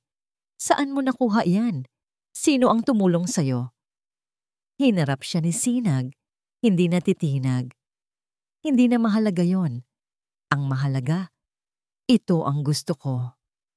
Huminga siya ng malalim. Gusto ko ng divorce at gusto ko ng kabayaran. 100,000,000 piso. Para sa lahat ng sakit, sa lahat ng pasa, sa lahat ng luhang tiniis ng asawa mo. Ibigay ninyo yon at mananahimik ako. Ang mga orihinal na dokumento at ang flash drive na ito ay mapapasa inyo. Ngunit kung tatanggi kayo, hindi na natapos ni Sinag ang sasabihin niya. Sa isang iglap, sumugod si Rocco. Ang galit nito ay sumabog na parang isang bulkan. Hindi na ito nag-iisip. Ang tanging nasa isip nito ay patahimikin ang babaeng nasa harap niya. Ang babaeng sumisira sa lahat. Ngunit ang dalisay na inaasahan niyang madaling maitutumba ay wala na roon. Si Sinag, na handa sa anumang mangyayari, ay mabilis na umiwas. Ginamit niya ang bigat ng pag-atake ni Rocco laban dito. Habang dumadaan si Rocco, hinawakan ni Sinag ang isang mamahaling porselanang florera mula sa isang pedestal at buong lakas na inihampas sa braso nito. Ang tunog ng nabasag na florera ay umalingaw-ngaw sa buong silid. Napasigaw si Rocco sa sakit, napahawak sa kanyang braso na ngayon ay may malalim na hiwa at dumudugo. Napaurong siya. Ang mga mata ay nanlalaki, hindi lang sa sakit, kundi sa purong pagkabigla. Ang asawa niya, ang mahina niyang asawa, ay lumaban at nanakit. Napatingin si Konsolasyon at Beatrice sa eksena, hindi makapaniwala. Si Rocco, habang hawak ang kanyang duguang braso, ay tumitig kay Sinag. Ang galit sa kanyang muka ay dahan-dahang napalitan ng isang malamig at nakakakilabot na realisasyon. Inalala niya ang lahat, ang pagbabago sa boses, ang lakas sa pasilyo, ang talas ng isip sa party, at ngayon, ang paraan ng paglaban nito. Ito ay galaw ng isang taong hindi takot mamatay, isang taong walang kinatatakutan. Tumingin siya ng diretso sa mga mata ni Sinag, mga matang hindi kailanman naging pag-aari ng asawa niya. Dalisay, bulong ni Rocco, ang boses ay halos hindi marinig, puno ng lason at pagdududa. Hindi siya ganito lumaban. Huminga siya ng malalim. Ang sakit sa braso ay tila nawala. Napalitan ng isang mas malaking pagkatuklas. Sino ka ba talaga? Ang tanong ni Rocco ay binitin sa hangin. Isang espada na nakatutok sa leeg ni Sinag. Sino ka ba talaga? Hindi sumagot si Sinag. Tanging ang matalim niyang titig ang isinukli niya, isang titig na puno ng paghamon. Ngunit sa loob-loob niya, ang kanyang puso ay nagsimulang kumabog ng mabilis. Nahalata na ba niya? Gaano kalaki ang alam niya? Linisin ninyo to. Utos ni Konsolasyon sa mga nanginginig na kasambahay na pumasok dahil sa ingay. At ikaw, Rocco, gamutin mo ang sugat mo. Mag-uusap tayo mamaya. Ang boses ng matanda ay kontrolado, ngunit bakas dito ang namumuong panganib. Umalis si Sinag sa library, taas noo pa rin, ngunit ang bawat hakbang niya palayo ay may kasamang bigat. Ang komprontasyon ay hindi naging ayon sa plano. Oo, nasaktan niya si Rocco at naitanim ang takot, ngunit naitanim din niya ang isang mas delikadong bagay, ang binhi ng katotohanan. Sa kanyang silid, si Rocco ay hindi alintana ang sakit ng kanyang sugat. Habang ginagamot ito ng isang katulong, ang isip niya ay lumilipad. Ang mga salita, ang mga kilos, ang mga titig. Pinagsama-sama niya ang lahat ng piraso. Ang pagbabago sa panlasa sa pagkain, ang biglaang pagkawala ng takot sa kanya, ang lakas na hindi niya kailanman naramdaman mula kay Dalisay, ang talinong hindi niya inaasahan, at ang mga mata. Ang mga matang yon ay puno ng apoy, hindi ng luha. Hindi ito si Dalisay. Imposible. Ngunit kung hindi siya si Dalisay, sino siya? At nasaan ang tunay niyang asawa? Isang alaala ang biglang pumasok sa kanyang isip. Matagal na, noong bago pa sila ikasal ni Dalisay. Ikinuwento nito sa kanya ang tungkol sa kanyang pamilya. Isang ulila na lumaki sa ampunan. Kasama ang isang kakambal, isang kapatid na babae na kabaligtaran daw nito sa lahat ng bagay. Palaban, matapang, at may sakit daw sa isip kaya't ipinasok sa isang institusyon. Sinag, iyon ang pangalan. Pagkaalis ng katulong, nagsimulang maghalughog si Rocco. Hindi na para sa pera o dokumento, naghahanap siya ng patunay. Alam niyang si Dalisay ay may mga itinatagong gamit, mga sentimental na bagay mula sa nakaraan nito. Mga bagay na hindi niya pinansin noon dahil para sa kanya, ang mga ito ay basura. Sa ilalim ng kanilang kama, sa pinakasulok, may isang maliit na baul na kahoy, nakalock. Walang pag-aalinlangan. Kumuha siya ng isang bakal na pantusok mula sa kanyang drawer at buong puwersang sinira ang kandado. Bumungad sa kanya ang mga gamit ng kanyang asawa. Mga lumang bestida mula sa ampunan. Isang kwintas na may pendant na kalahating puso. At mga sulat. Isang tumpok ng mga sulat na nakatali ng isang pulang laso. Kinuha niya ang mga ito. Ang mga sulat ay mula kay Sinag. Ipinapadala mula sa Bahay Pag-asa. Ang sulat kamay ay magkaiba sa sulat kamay ni Dalisay na nakikita niya sa mga grocery list. Binasa niya ang ilan. Ate, huwag kang mag-alala sa akin dito. Ang mahalaga ay maging masaya ka, kahit pa kasama ng lalaking iyon. Ikinuwento ng isang nurse na nakita ka raw niya sa mall. Ang ganda-ganda mo raw. Ipinagmamalaki kita, ate. Nabalitaan kong sinaktan ka na naman niya. Dalay, umalis ka na dyan. Pakiusap. Kung makakatakas lang ako dito, ako mismo ang susundo sa'yo. Ang bawat salita ay isang dagok sa kanya. Ang galit ay nagsimulang kumulo sa kanyang dugo. Isang galit na mas matindi pa kaysa kanina. Galit dahil sa panloloko. At sa ilalim ng mga sulat, nakita niya ang kanyang hinahanap. Isang luma at kupas na litrato. Ang nasa litrato ay dalawang magkamukhang dalagita. Nakangiti sa kamera. Pareho sila ng mukha, ngunit magkaiba ng aura. Ang isa, si Dalisay, ay may mahiyain at matamis na ngiti. Ang isa naman, si Sinag, ay may ngiting puno ng kumpiyansa at kapilyahan. At ang mga mata ng babae sa litrato na may pangalang Sinag ay ang parehong mga mata na tumitig sa kanya sa library kanina. Ang mga matang humamak sa kanya. Ang mga matang nanakit sa kanya. Napatayo si Rocco. Ang kanyang paghinga ay mabigat. Ang piraso ng katotohanan na kanyang hinahanap ay hindi na isang binhi. Ito ay isang naglalagablab na puno. Ang babaeng nasa loob ng kanyang bahay. Ang babaeng natutulog sa kanyang kama. Ang babaeng humahamon sa kanyang pamilya. Hindi niya asawa. Isa siyang impostor. Hawak-hawak ang litrato na parang isang hatol. Lumabas si Rocco sa silid. Ang bawat hakbang niya sa pasilyo ay mabigat. Puno ng isang nakamamatay na layunin. Hindi na mahalaga ang mga dokumento. Hindi na mahalaga ang pera. Ang mahalaga na lang ay ang katotohanan at ang paghihiganti. Huminto siya sa tapat ng pinto ng silid kung nasaan si Sinag. Hindi na siya kumatok. Gamit ang kanyang balikat, buong lakas niyang sinipa ang pinto. Bumukas ito ng malakas. Nakita niya si Sinag na nakatayo malapit sa bintana, halatang nagulat sa kanyang marahas na pagpasok. Hindi nagsalita si Rocco. Dahan-dahan, itinaas niya ang kanyang kamay. Ipinakita ang hawak niyang litrato, ang larawan ng dalawang magkapatid.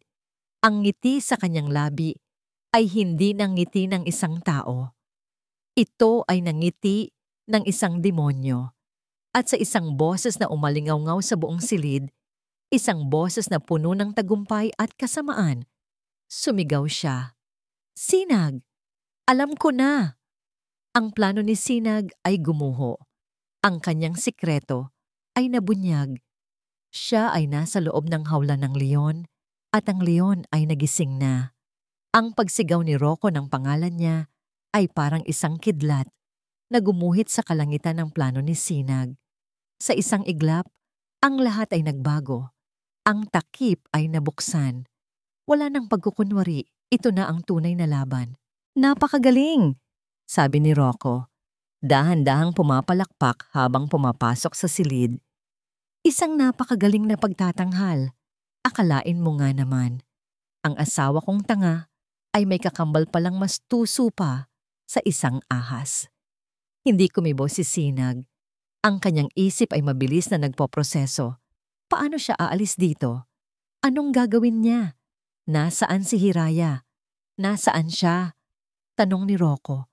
Ang boses ay biglang naging mapanganib. Nasaan ang asawa ko? Ipinadala mo sa mental hospital, tama? Nagpalit kayo. Ikaw ang nagpanggap para sirain kami mula sa loob. Kung alam mo na, ano pang tinatanong mo? Matapang na sagot ni Sinag. Ang takot ay nagsisimulang gumapang sa kanyang dibdib, ngunit hindi niya ito ipapahalata. Gusto ko lang marinig mula sa'yo. Gusto kong marinig ang pag-amin ng impostor na nanlinlang sa akin. Lumapit ito at nakita ni Sinag ang purong pagnanasa para sa karahasan sa mga mata nito. Ito ang Rocco na kinatatakutan ni Dalisay.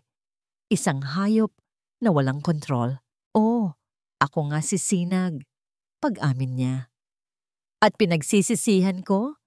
Ang tanging pinagsisisihan ko ay hindi ko pa kayo napapatay lahat. Ang pag-amin ay parang gasolinang ibinuhos sa apoy. Sumugod si Rocco, ngunit sa pagkakataong ito, handa na si Sinag. Ginamit niya ang isang silya bilang panangga. Itinulak niya ito patungo kay Rocco. Sapat para magkaroon siya ng ilang segundong pagkakataon. Tumakbo siya palabas ng silid. Ang kanyang tanging nasa isip ay si Hiraya. Kailangan niyang makuha ang bata. Tumakbo siya patungo sa silid ng pamangkin. Ngunit pagdating niya roon, bukas na ang pinto at wala na ang bata sa loob. Hinahanap mo ba siya? Napalingon si Sinag. Sa dulo ng pasilyo, nakatayo si Konsolasyon. Kalmado, kontrolado, at sa likod niya, hawak ni Beatrice ang nanginginig na si Hiraya. Takip ang bibig nito. Mama, umiiyak na bulong ng bata. Nanlamig ang buong katawan ni Sinag. Huwag ninyong idamay ang bata. Huli na ang lahat, sabi ni Konsolasyon, lumalakad palapit. Tapos na ang laro mo, Sinag. Akala mo matalino ka? Akala mo maluloko mo kami? Mula pa lang sa party alam ko nang may mali. Kaya ipinatawag ko ang mga gwardiya. Ang buong hasyenda ay napapalibutan na. Walang kahit sino ang makakalabas o makakapasok. Isang bitag. Nahulog siya sa isang perpektong bitag. Samantala, sa labas ng mga pader ng hasyenda, isa pang drama ang nagaganap. Si Dalisay, sa tulong ni Nurse Joy, ay nagtagumpay na makatakas mula sa bahay Pag-asa. Itinago siya ng nurse sa likod ng isang laundry truck na papalabas ng compound. Ma'am, hanggang dito na lang po ako, sabi ni Nurse Joy habang inaabutan siya ng kaunting pera at isang lumang telepono. Tumawag na po ako ng pulis. Papunta na raw po sila sa hasyenda. Pero mag-iingat po kayo. Salamat, Joy. Utang ko sa iyo ang buhay ko, sabi ni Dalisay. Itakas niyo na po ang anak niyo. Nang makaalis ang truck, nag-abang si Dalisay ng tricycle sa daan. Ang kanyang destinasyon, Hacienda del Fuego. Ang takot ay bumabalot sa kanya, ngunit mas malakas ang determinasyon ng isang ina. Kailangan niyang iligtas ang kanyang anak at ang kanyang kapatid. Bumalik ang eksena sa loob ng mansyon. Dinala nila si Sinag sa malawak na sala. Doon, itinali siya ni Rocco sa isang silya. Si Hiraya ay umiiyak sa isang sulok, binabantayan ni Beatrice. Ngayon, mag-usap tayo, sabi ni Rocco. Hinahaplos ang pasa sa kanyang braso. Tatawagan mo ngayon din ang kapatid mo. Sasabihin mong bumalik na siya dito. Kapag nasa harapan ko na kayong dalawa, baka pag-isipan kong palayain ang batang to. Hindi ko gagawin yan. Isang malakas na sampal ang dumapos sa pisngi ni Sinag. Gagawin mo. Rocco, tama na yan. Saway ni Konsolasyon. May mas maganda akong plano. Tatawag tayo sa Bahay Pag-asa. Sasabihin nating may isang pasyente silang nakatakas. Isang pasyenteng mapanganib at kamukha ng asawa mo. Pagkatapos, tatawag tayo sa pulis. Sasabihin nating ang babaeng ito, si Sinag, ay pumasok dito, sinaktan ka, at tinangkang kidnapin si Hiraya. Isang perpektong kwento. Siya ang masama. Tayo ang biktima. Ang kasamaan ng plano ay nakakakilabot. Habang nag-uusap sila, walang nakapansin sa isang anino na gumagapang mula sa pinto ng kusina. Isang aninong pamilyar sa bawat sulok ng bahay. Si Dalisay, nakapasok siya sa pamamagitan ng isang maliit na pinto, sa likod na tanging siya lang ang nakakaalam. Nakita niya ang lahat. Ang kapatid niyang nakatali, ang anak niyang umiiyak, at ang mga halimaw na sumira sa kanyang buhay.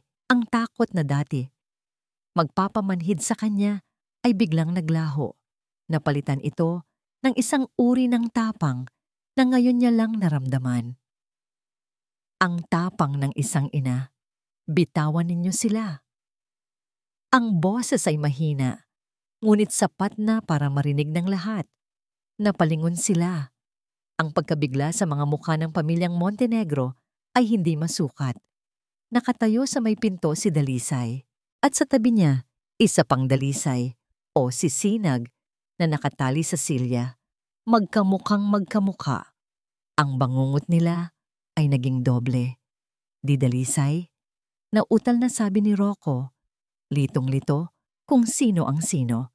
Dahil sa pagkalito ni Rocco, bahagya niyang niluwagan ang pagkakahawak sa atensyon niya kay Hiraya. Ito ang pagkakataong hinihintay ni Sinag. Gamit ang lahat ng kanyang lakas, ibinuwal niya ang silyang kinauupuan niya. Lumikha ng malakas na ingay at kaguluhan. Kasabay nito, si Dalisay na hindi na ang babaeng mahina ay sumigaw. Bitawan mo ang anak ko. At sa sigaw na yon, tumakbo siya. Hindi palayo, kundi pasugod. Direkta patungo kay Rocco. Si Sinag naman, habang nasa sahig, ay sinisipa ang mga paa ni Beatrice na pinakamalapit sa kanya. Ang dalawang magkapatid, na may iisang mukha at iisang puso, ay sabay na lumaban. Ang sala ng mansyon ay biglang naging isang larangan ng digmaan. Ang biglaang pagdating ni Dalisay at ang sabay na pag-atake ng magkapatid ay lumikha ng perpektong kaguluhan. Si Rocco, na panandali ang nataranta sa pagkakaroon ng dalawang Dalisay, ay hindi agad nakakilos. Ginamit ni Dalisay ang pagkakataong yon. Hindi siya marunong makipagsuntukan tulad ni Sinag, ngunit alam niya ang isang bagay na hindi alam ng kapatid niya. Ang kahinaan ni Rocco. Wala kang kwenta, Rocco. Sigaw ni Dalisay habang tumatakbo papalapit. Ang boses niya ay hindi na nanginginig. Ito ay puno ng galit na naipon sa loob ng maraming taon. Kahit kailan, duwag ka. Kailangan mong manakit ng babae para maramdaman mong lalaki ka. Isang kahihiyan ka sa pangalan mo. Ang mga salita ay tumama kay Rocco nang mas masakit kaysa sa anumang suntok. Ang ego nito, ang pinakaiingatan niyang yaman, ay direktang tinira. Ang atensyon nito ay tuluyang nabaling kay Dalisay. Manahimik ka. Habang si Rocco ay nakatuon kay Dalisay, si Sinag naman, kahit nakatali pa ang mga kamay sa likod ng silya, ay gumulong sa sahig. Tinamaan niya ng sipa ang tuhod ni Beatrice, dahilan para mawalan ito ng balanse at mabitawan si Hiraya. Hiraya, takbo! Sigaw ni Sinag. Mabilis na tumakbo ang bata. Hindi na palayo, kundi patungo sa tanging ligtas na lugar na alam niya. Sa mga bisig ng kanyang ina, niyakap ni Dalisay ang anak. Mama Konsolasyon, tulong! Sigaw ni Beatrice na ngayon ay nasa sahig. Ngunit bago pa makakilos si Konsolasyon, isang malakas na tunog ng sirena ng pulis ang bumasag sa gabi. Papalapit. Mabilis. Ang tawag ni Nurse Joy ay nakarating na. Natigilan si Konsolasyon. Ang kanyang perpektong plano ay nagkalamat na. Napatingin siya sa pinto pagkatapos ay sa nagaganap na kaguluhan. Rocco, tapusin mo na yan bago pa sila makarating. Utos niya. Narinig ito ni Rocco. Binalingan niya si Dalisay at Hiraya, handang manakit. Ngunit sa sandaling iyon, isang bagay na hindi inaasahan ang nangyari. Si Dalisay na yakap-yakap ang anak ay hindi umatras. Tinitigan niya si Rocco ng diretso sa mata. Walang takot. Tanging pagkasuklam, ang Dalisay na ito, ang babaeng handang mamatay para sa kanyang anak, ay hindi na ang babaeng kilala niya. At ang pag-aatubili na yon ang naging pagkakamali niya. Mula sa likod, isang anino ang mabilis na kumilos.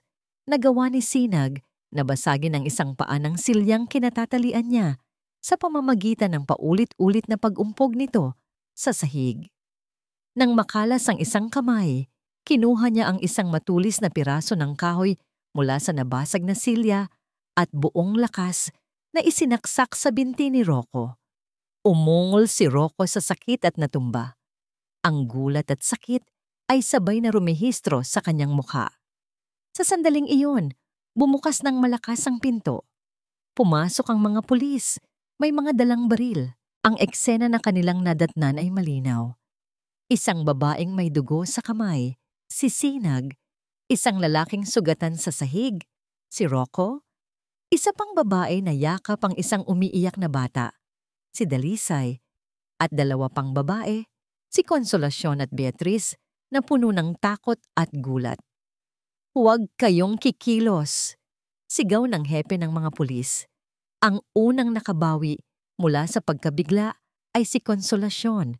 Gamit ang lahat ng kanyang galing sa pag-arte, itinuro niya si Dalisay. Pulis, hulihin niyo ang babaeng yan. Sigaw niya. Ang boses ay puno ng pagkukunwaring takot. Pinasok niya ang bahay namin kasama ang kapatid niyang baliw. Sinaktan nila ang anak ko. Tinangka nilang kunin ang apo ko. Ito ang huling barahan ng matanda.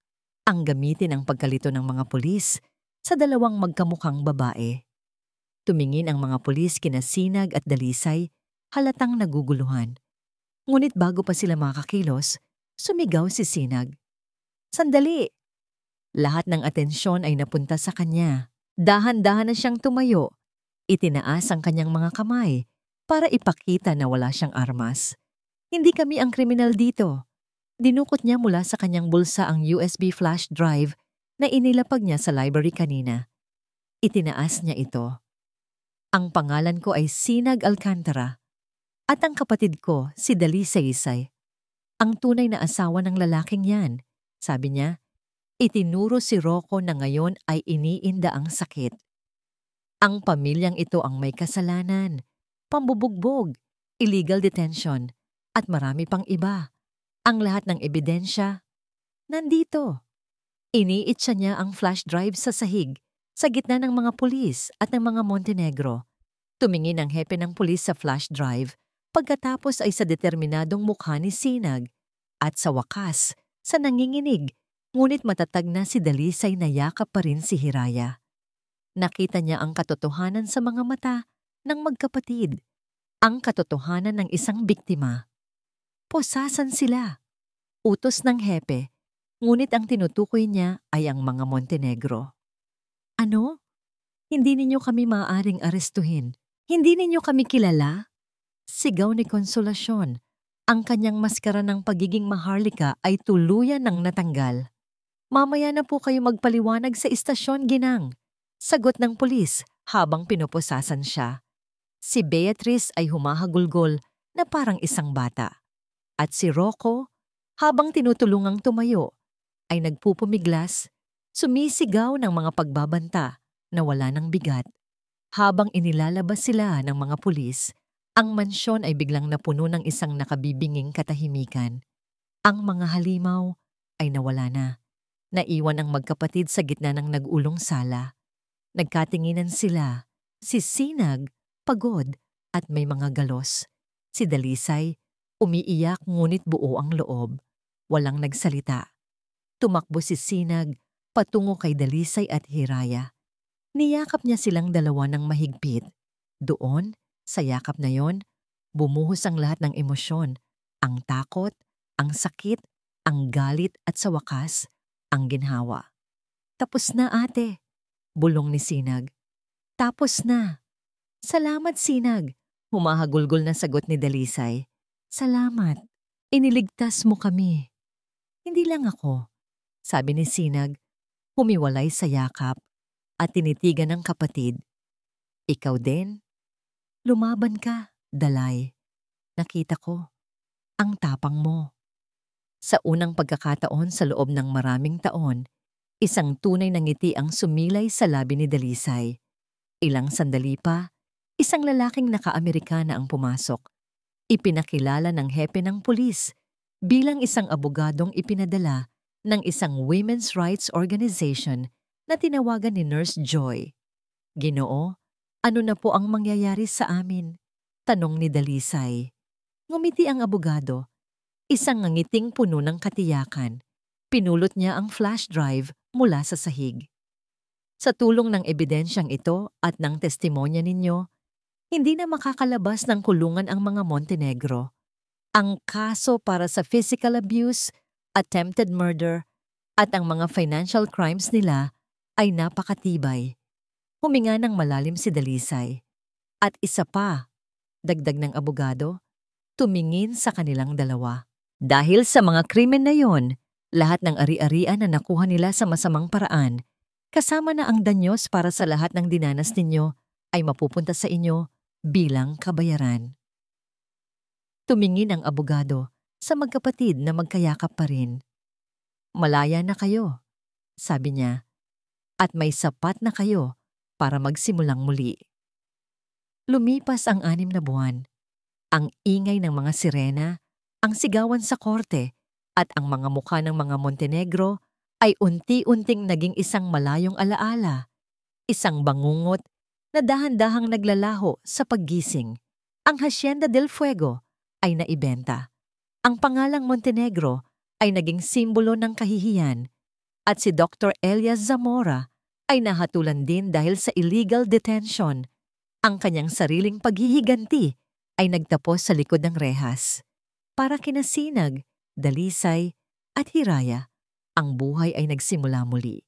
Hindi sa isang marangyang mansyon, kundi sa isang maliit at puting bahay sa tabi ng dagat. Ang hangin dito ay malinis, may amoy ng asin at kalayaan. Ang tanging maririnig sa gabi ay ang alon, hindi ang mga sigaw. Si Dalisay ay ibang-iba na. Ang dating takot sa kanyang mga mata ay napalitan ng isang kalmadong kumpiyansa. Nagpatala siya sa isang self-defense class sa kalapit na bayan, hindi na para lumaban sa iba, kundi para patunayan sa sarili niyang kaya niyang protektahan ang sarili niya. Ang kanyang mga kamay na dati nanginginig ay natutong magpinta. Ang sala ng kanilang maliit na bahay ay napuno ng mga canvas na may larawan ng dagat, ng mga bulaklak, at ng isang masayang batang babae, si Hiraya. Si Hiraya ay muling natutong ngumiti. Ang kanyang mga tawa ay malayang umaalingaw-ngaw sa kanilang bakuran, hinahabol ang mga alon sa dalampasigan. Ang mga anino ng nakaraan ay dahan-dahang binubura ng sikat ng araw at ng walang katapusang pagmamahal ng kanyang ina at tiya. At si Sinag, Si Sinag ay natutong magpahinga. Isang hapon, habang nagkakape siya sa kanilang beranda at pinapanood si Dalisay na tinuturuang magpinta si Hiraya, isang kartero ang nag-abot sa kanya ng isang sulat. Galing ito sa kulungan. Galing ito kay Rocco. Tinitigan niya ang sobre. Noong una, ang makatanggap ng ganito ay magpapakulo ng kanyang dugo. Ngayon, tanging awa na lang ang kanyang naramdaman. Binuksan niya ito. Ang sulat ay puno ng mga pagsisisi, mga pakiusap, mga pangako ng pagbabago. Humihingi ito ng tawad. Hindi kumibo si Sinag. Tumayo siya. Lumakad patungo sa maliit na kalan sa kanilang hardin kung saan sila nag-iihaw ng isda. Itinupi niya ang sulat at walang pag-aalinlangang inihagis sa apoy. Pinanood niya itong maging abo. Ang mga salita ng isang nakaraang hindi na mahalaga ay nilamon ng apoy hanggang sa maglaho. Ang pagpapatawad, natutunan niya, ay hindi para sa kanila. Ito ay para sa sarili niya. At ang pagpapatawad niya ay ang paglimot. Ano yan, Sinag? Tanong ni Dalisay, lumapit sa kanya. Wala. Sagot ni Sinag, isang maliit na ngiti sa kanyang mga labi. Basura lang na kailangang itapon. Naupo silang dalawa sa buhangin, pinapanood ang papalubog na araw.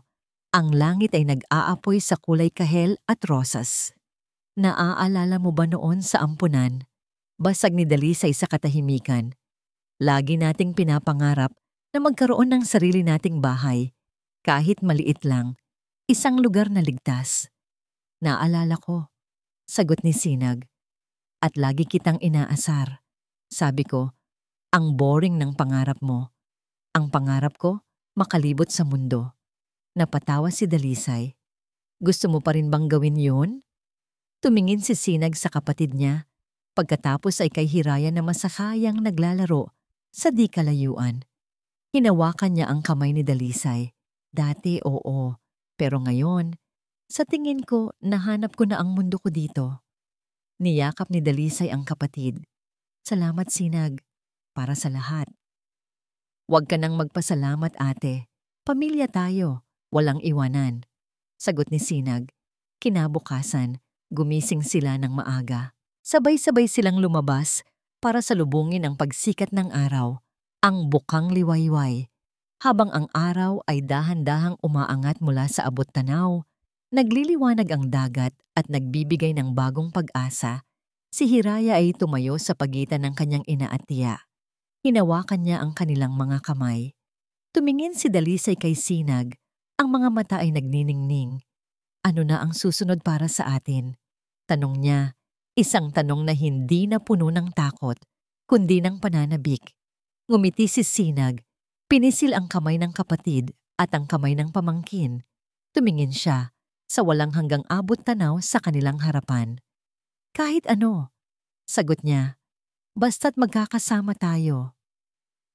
Ang tatlong anino nila sa dalampasigan ay naging isa, habang ang bagong araw ay sumisikat sa kanilang bagong buhay. At dito nagtatapos ang kwento ni Sinag at Dalisay. Isang kwento na nagpapatunay na ang pinakamadilim na gabi ay laging sinusundan ng pinakamaliwanag na umaga. Ipinakita nito sa atin na ang tunay na lakas ay hindi lamang sa kakayahang lumaban, kundi sa kakayahang bumangon, maghilom, at piliing magmahal muli.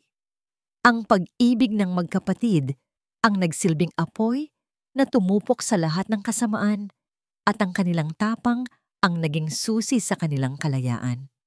Maraming salamat po sa inyong walang sawang pagsubaybay sa ating kwento, mga minamahal naming tagapakinig. Sana po ay may napulot kayong aral at inspirasyon mula sa paglalakbay ni Sinag at Dalisay. Ano po ang masasabi ninyo sa kanilang kwento? At anong uri naman ng kwento ang gusto ninyong marinig sa susunod? Huwag po kayong mag-atubiling mag-iwan ng komento sa ibaba. Ang inyong mga saloobin ay napakahalaga po sa amin. Hindi dito nagtatapos ang ating paglalakbay. Marami pa pong kwentong kasing ganda at mas puno ng aral dito sa aming channel. Kung nagustuhan nyo ang kwentong ito, i-like, i-share sa pamilya at mga kaibigan at mag-subscribe na rin para lagi kayong updated sa mga susunod pa naming kwento. I-click nyo ang notification bell para kayo ang unang makarinig kapag may bago kaming upload. Pagpalain po kayo ng Panginoon, kayo at ang inyong buong pamilya. Hanggang sa muli.